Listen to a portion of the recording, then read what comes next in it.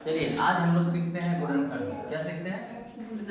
गुणनखंड, जो 8, 9 के बाद किसी भी क्लास में काम आएगा। ठीक है, सीखते हैं गुणनखंड। चलो ध्यान से देखो सब कोई। ये गुणनखंड का पहला नियम क्या है बताइए? शुरुआत नियम है, याद रखना सभी को। फर्स्ट में जो अंक रहेगा सो और लास्ट में जो अंक रहेगा सो क्या किया जाता है? गुना। फर्स्ट अंक और अंतिम अंक क्या कराया जाता है? हम लोग गुना कराया जाता है। शुरू में कितना है? 12 और लास्ट में कितना है? 1। तो 12 एकम 12। और आगे का क्लास सभी क्लास में काम देगा, इसलिए सीख लो। समझा ना किधर? ऐसे क्लास 9 का है लेकिन आगे सभी क्लास में काम आएगा। ठीक है, 12 एकम 12 कितना से कटेगा बताइए? 2 से। फिर कितना से? 2 से। अब यहाँ बात क्या करना है, फिर से सुनो। तो शुरू अंक और अंतिम अंक को गुना कराया जाता है। गुना कराने के बाद तोड़ दिया जाता है। तोड़ने के बाद सोचना है इसमें 2 ग्रुप में बांटना है। इसको कितना ग्रुप में बांटना है? 2 ग्रुप में। क्या करके बांटना है? गुना करके। क्या करके? और जोड़ और घटा के आपको बीच वाला संख्या का लाना है। बीच में कितना लाना है? 7। आप ये चर को भूल जाइएगा कि x में है, p में है, t में या q में, कुछ में भी रहेगा, नियम एक ही रहेगा। p में भी समीकरण दे सकता है, q में भी दे सकता है, r में भी दे सकता है, s में भी दे सकता है। उसको नहीं ध्यान में देना। आपको ध्यान में क्या देना है? ध्यान में ये देना है कि हमको अंक क्या है, शुरू अंक का लास्ट अंक को गुना किए, उसके बाद तोड़ दिए, बीच में हमको जो दिया है वो लाना है, यानी लाना है हमको 7। क्या लाना है? 7। तो सोचिए कैसे आएगा। तो 2 ग्रुप बांटते हैं, इन दोनों को गुना करते हैं। देखिए आप लोग दिमाग लगाइएगा, लेकिन अभी बता दे रहे हैं। 2 दूनी 4 है और 3। 4 और 3 को हम अगर जोड़ेंगे तो कितना आ जाएगा? 7। लेकिन यहाँ बात आता है सर 7 लाना है लेकिन माइनस में लाना है। आपको माइनस में कब आएगा? जब इसको भी माइनस में और इसको भी माइनस में लिखेंगे तो जोड़ेंगे दोनों को 7 आ जाएगा कि ना जाएगा? यहाँ लिखेंगे शुरू वाला, देखिए जैसे है वैसे ही लिखेंगे दूसरा का बाद में। इसके बाद इसको लिखेंगे -4x। x अपन मन से लगाना है। क्या लगाना है?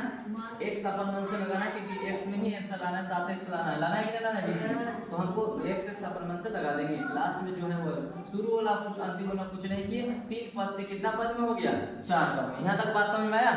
शुरू अंक अंतिम गुना किए, फिर से समझो, तोड़ दिए, बीच में जो है वो ला दिए। ठीक है, अब क्या करना है? 4 पद में है, 2 पद को बंद कीजिए कोष्ठ में। 12x² - 4x एक कोष्ठ में बंद हो गया, बीच में माइनस का चिन्ह चेंज होता है, याद रखिएगा। बीच में जैसे माइनस रहेगा प्लस है तो क्या हो जाएगा? माइनस, और माइनस रहेगा तो क्या हो जाएगा? प्लस। याद रहेगा? अब इसमें से देखिए कि क्या कॉमन होने लायक है। पहले पहला कोष्ठ में देखेंगे क्या कॉमन होने लायक है। इसमें देख रहे हैं 12 और 4 को कौन काट सकता है? बताओ, 12 और 4 को कौन काट सकता है? इन दोनों में से देखना है 4 या 12। तो 4 कॉमन करेंगे। छोटी अंक क्या होता है? कॉमन होता है। तो 4 से दोनों में कट जाएगा, 12 भी और 4 भी खुद कटे। 12 कॉमन लेंगे तो 4 किसे काटेगा? इसीलिए छोटी संख्या कॉमन होता है, समझ रहे ना? तो 4 यहाँ कॉमन कर लेंगे। अब यहाँ देख रहे हैं कि दोनों में x भी है कि नहीं है? x निकल गया। अब 4 से 12 x दोनों में से निकला तो एक x बचा यहाँ, है ना? -4x निकल के क्या बचा? 1। यहाँ तक समझ आया?